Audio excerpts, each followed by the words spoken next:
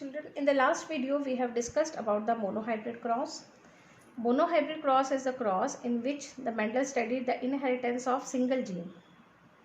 Today we are going to discuss dihybrid cross in which the Mendel studied inheritance of two genes. For conducting dihybrid cross, he considered two characters, seed shape and seed color. And he took homozygous parents or pure varieties for these characters. The genes for seed color and seed shape lie on different chromosomes. That is why Mendel was successful in giving the law of independent assortment. So, dihybrid cross is used to study inheritance of two genes. Mendel studied seed color and seed shape by using this cross. These two genes, the genes for these two characters, seed color and seed shape, were present on different chromosomes. That is chromosome number 1 and 7. Therefore, Mendel was successful in discovering law of independent assortment.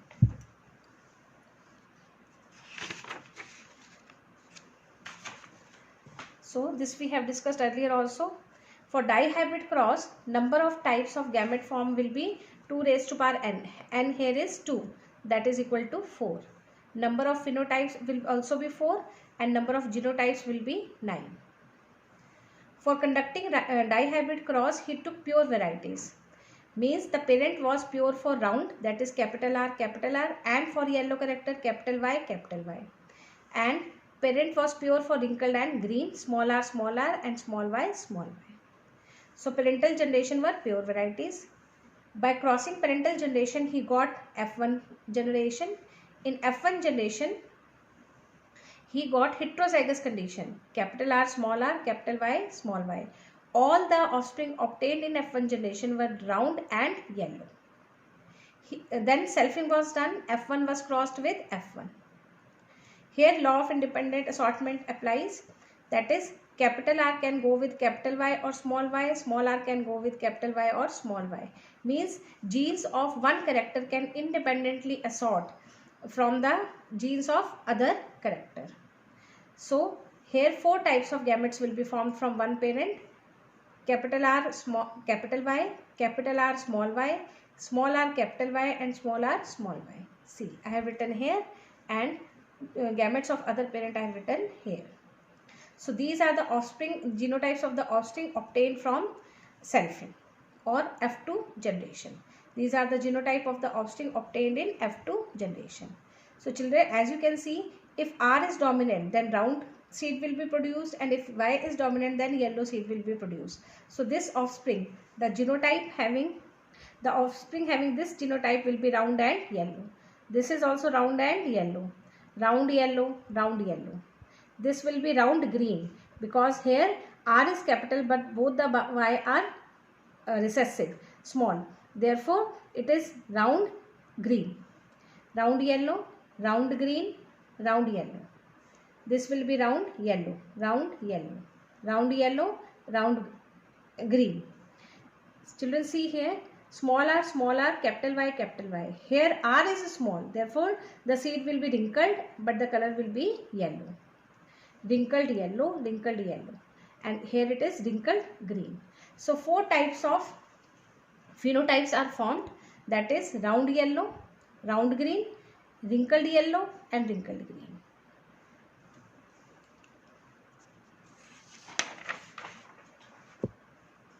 Now we will write number of genotypes.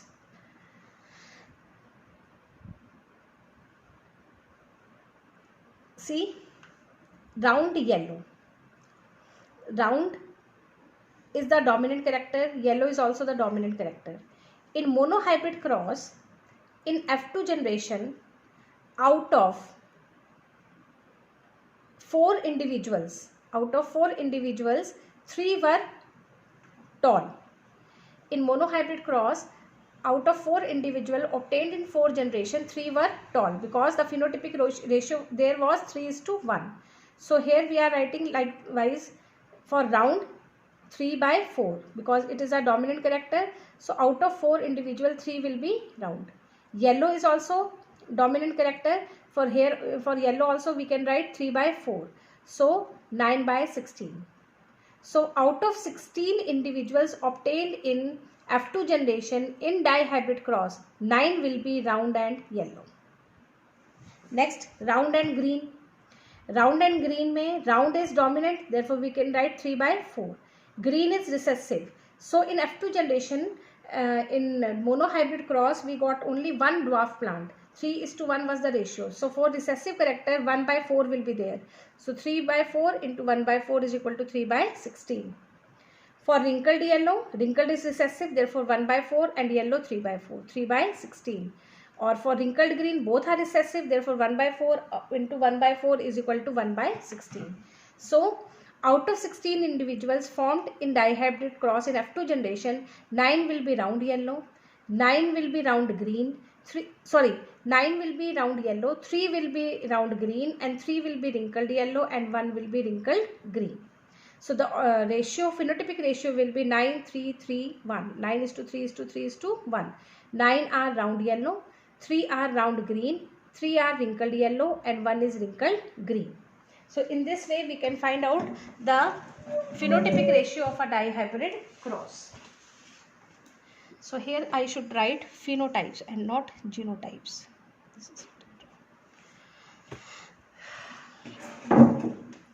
So phenotypic ratio is 9:3:1. Number of types of genotypes is equal to 3⁻² is equal to 9 types. So number of genotypes will be 9. See, now we will find the number of genotypes.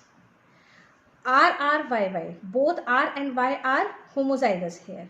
So in monohybrid cross, only one homozygous dominant was formed out of 4. So for dominant, 1/4. This is also homozygous dominant, 1/4. So 1/16. From 16 individual, one will be homozygous dominant for both the characters. From the 16 individual obtained in dihybrid cross, only one will be homozygous for both the dominant characters. Now heterozygous for both the dominant characters. So in monohybrid cross, the ratio for heterozygous was 2/4, 2/4. Both are heterozygous. Then it will be equal to 1/4 or 4/16. Multiply by 4 on numerator as well denominator, we will get 4/16. So out of 16 individual, 4 will be heterozygous for the dominant character, both the dominant characters. Now third is, one is homozygous dominant and other is heterozygous dominant. 1/4, 2/4 is equal to 1/8 or 2/16. So out of 16, 2 individual will be dominant for one character and heterozygous for another character. Now we will make heterozygous dominant R and homozygous dominant Y, same 2/16. So for round yellow, this will be the genotypic ratio. Then for round green is RRYY or RRYY. This will be, here it is dominant, R is dominant, Y is recessive. So 1/16, RRYY, 2/16, because in monohybrid cross, 2 individuals were heterozygous dominant. Similarly, we can find the genotypic ratio for wrinkled yellow and wrinkled green. Here I have written here. So final genotypic ratio will be 1:1, 2:4:2, 1:1. So phenotypic ratio for dihybrid cross is 9:3:1 and genotypic ratio for dihybrid cross is 1:1, 2:4:2, 1:1. On the basis of dihybrid cross, Mendel gave second set of generalization, which is now known as law of independent assortment. So on the basis of dihybrid cross, Mendel gave law of independent assortment. See children, I have pictorially represented here that R is gene for shape of the seed, that is R, is present on chromosome number 7, and for gene for color of the seed is located in chromosome number 1. So here I have written this. Now the genes are present on the different chromosomes, so they can move independently of each other. So capital R can move with capital Y, small r can go with small y, small r can go with capital Y or small y. They can independently assort. So for F1 generation, we had taken pure parents, pure varieties. So we will obtain see, from one parent the gamete will be capital R and capital Y. From the other parent also the gamete will be R and Y.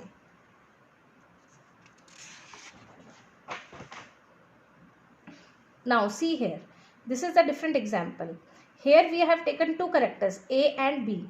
Characters 2 and genes for controlling those characters will also be 2. But these two genes are lying on the same chromosome. There in RY the genes were lying on the different chromosome.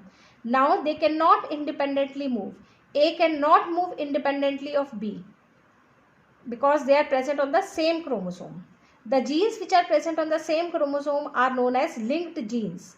So one gamete will receive the same pattern of the gene A, capital B and capital A, capital B. So these genes are showing linkage. The genes which are present on the same chromosome will move together, and this phenomena is known as linkage.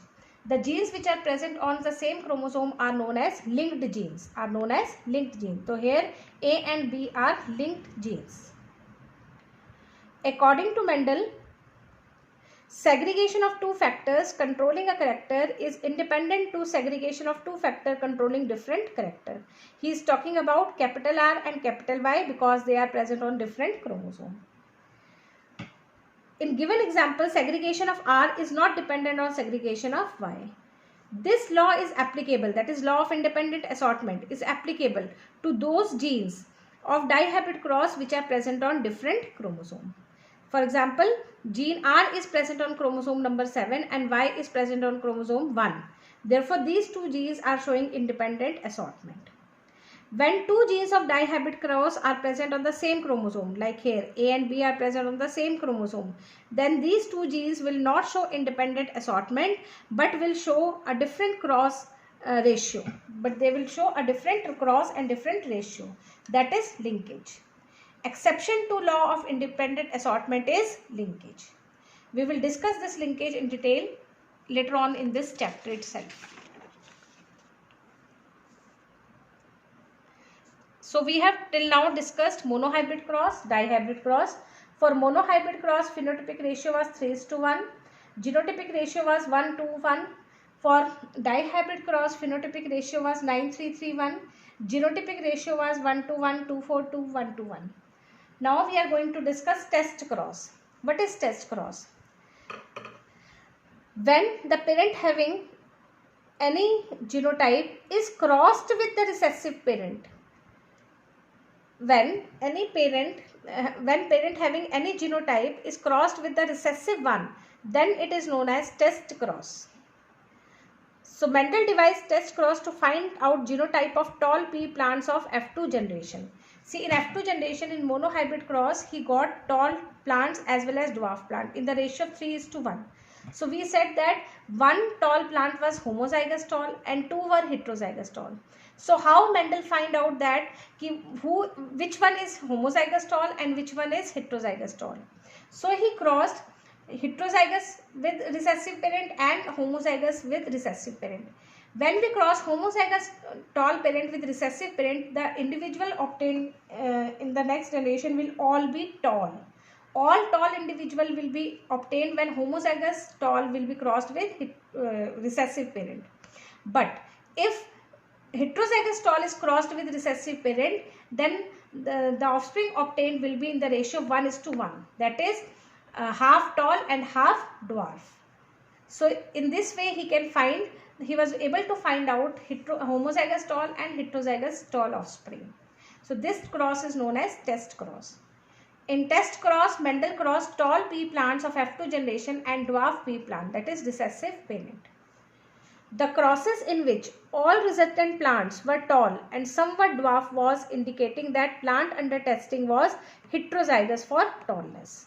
So if we cross the tall plant with dwarf plant and he got some tall plants and some dwarf plants, that means the tall plant is heterozygous. If tall plant is crossed with recessive parent, that is dwarf plant, all plant obtained were tall, means the tall plant was homozygous for its character. So capital T small t into small t is equal to, if the ratio is 1:1, half tall and half dwarf offsprings will be obtained, then this is heterozygous. Test crosses are used to find out genotype of organism. In a test cross, homozygous recessive parent is crossed with other parent having unknown genotype. So this test cross can be performed in monohybrid cross, dihybrid or trihybrid crosses. Monohybrid cross. See, this is heterozygous parent and this is recessive parent. Phenotypic ratio will be 1:1 and genotypic ratio will also be 1:1. So if heterozygous parent is crossed with the recessive one, then phenotypic ratio and genotypic ratio both will be 1:1 and 1:1. So 2 types of phenotypes and 2 types of genotypes will be obtained. In dihybrid cross, if the parent is heterozygous for both the character, it is crossed with the recessive parent, then the ratio will be, phenotypic ratio will be 1:1:1:1 and genotypic ratio will also be 1:1:1:1. In trihybrid cross, if heterozygous parent is crossed with recessive parent, 8 type of phenotypes in the ratio of 1:1:1 and 8 type of genotypes in the ratio of 1:1 will be obtained.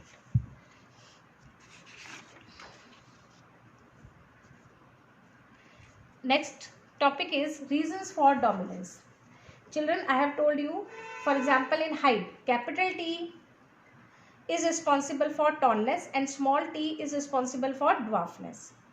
So what is dominant gene? Capital T is called dominant character or dominant gene. So what is dominant gene? It is a unmodified gene. It is a wild gene. Wild gene means original gene. The gene which is present originally in the population is known as dominant or unmodified or wild gene. When it gets mutated, it changes into recessive gene. So recessive gene is modified gene. So the original gene present in the generation is dominant gene or unmodified or wild gene, and the recessive gene present in the population is modified gene.